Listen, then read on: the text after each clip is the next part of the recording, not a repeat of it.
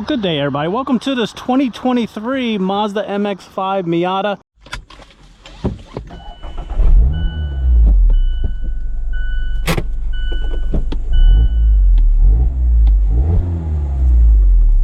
It really doesn't need an introduction. The only thing I will say about it is that this is the Club. We have the Brembo brakes and we have the heated Recaros.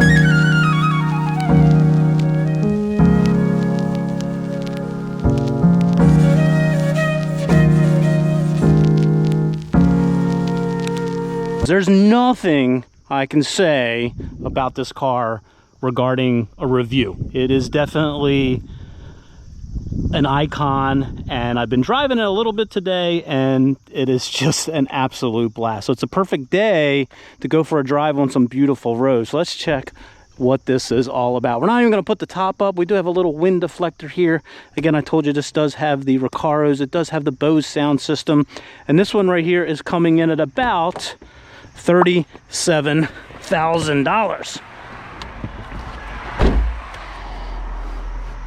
Let's go ahead and and we do have the coveted 6-speed transmission. Let's go ahead and fire it up. The other big thing is that we do have the limited rear differential in this. This is how you want to spec your Miata. Again, this one's right around $37K, and when you think about everything that this car does, especially if you want to track or autocross, take great drives like this, this is the car for you. Everything's pretty simple in the Miata these days, other than the seats are very, very comfortable. Everything else is classic mid-2000s Mazda. They haven't done a lot to update this stuff, and I like that. I like that they haven't done too much with that. Little tiny bit of storage here. Remember, you always get that glove box back there. But other than that, top goes up easy. Everything's really cool. Let's go ahead and pop the trunk and the hood. Even with the top down, you can, you can put a couple small bags in there for a weekend trip. So, you can do that. And then the beauty of this thing is a 2-liter. I'll put the power numbers up there. This is the magic 7,000 RPM redline, 180 some horsepower. There's not a lot going on here with this engine other than it wants to rev. It sounds great. And the beauty of it is that these things are rock solid reliable. So when you think about what else is out there at this price point, you're going to have a real hard time finding, other than maybe the Mini Cooper convertible. That would be the only other car that I would suggest maybe competes with this one.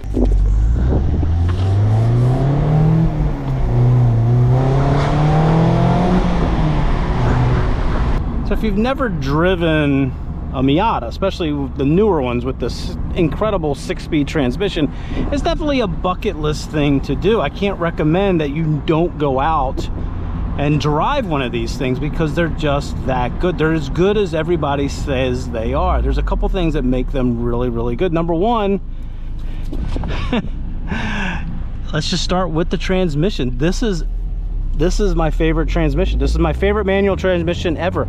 I just drove the Honda Civic Type R. I drove an Acura Integra Type S. Those 6 speeds are wonderful. Those are much faster cars, but man, this thing falls right to hand. The knob feels good. The throws are really short and crisp and chunky, and that just makes it one of the favorite things about this car. The clutch uptake is pretty low, which I also like. I like that the clutch starts uptaking right at the bottom.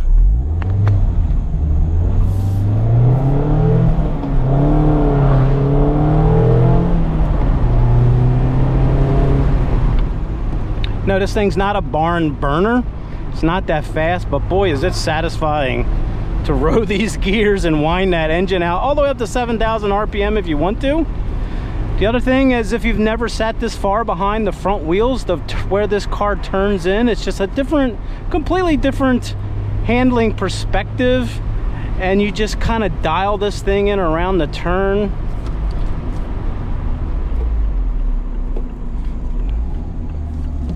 Go ahead and turn around here.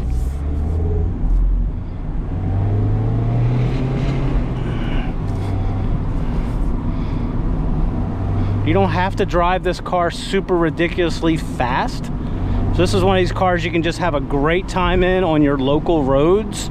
You know, it's not so fast that, you know, you can't wind this out without getting yourself in a lot of trouble or even creating a dangerous situation. Just driving moderate speeds like this, you know, this is just a hoot. I think I already mentioned reliability. These things are rock solid. You can almost torture this engine and transmission and you're never gonna have a problem. Jeez, man. And the third thing is, well, I don't know. How many other things can I say that make me really like this car? And that's the gas mileage. This thing's been averaging 32 over 4,000 miles. Yeah, there's so little wind buffeting in here at, you know, you actually get hot. You can turn on the AC, so let's go ahead and do that.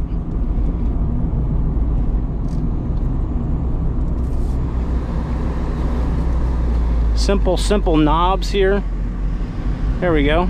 Got some air blowing here. A little strange, go from circular here to oblong there.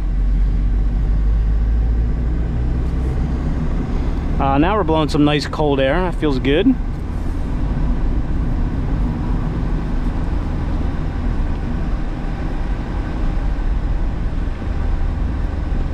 Yeah, really the only thing that Mazda really, to my mind, they need to just, you know, maybe there's some things they can get out of the engine, get some more horsepower, some more fuel economy. Do not mess with this 6-speed. Oh my gosh, don't mess with the chassis. You know, definitely update the tech in here. I do like the classic gauges. I mean, how many cars can you find where you got a tachometer as your main gauge? I mean, how awesome is that? So, but maybe a little bit of a tech update. I do like the classic gauges, so if they don't do that, I wouldn't be sad. It's just so much driver engagement here. So definitely put it on your bucket list. This is definitely one of those cars you should at least try to drive somehow. Borrow one, beg one, go out for a test drive with the dealer, rent one, Turo one, who knows, however you can get your hands into one of these, because again, whether you like muscle cars, whether you like small Japanese cars, whether you like 4-cylinder turbos, you know, you really should experience something like this.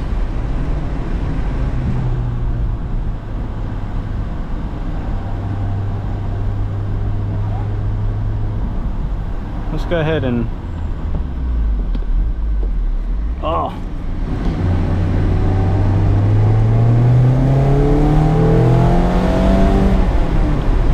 and the other thing I like about this engine, not a lot of rev hang like you're seeing with all these other cars now. I think it has to do with the fact that this is not a turbo engine. There's also like a feeling of durability. It's one of these cars you just feel like you could just really work it hard and it's just not going to complain whatsoever.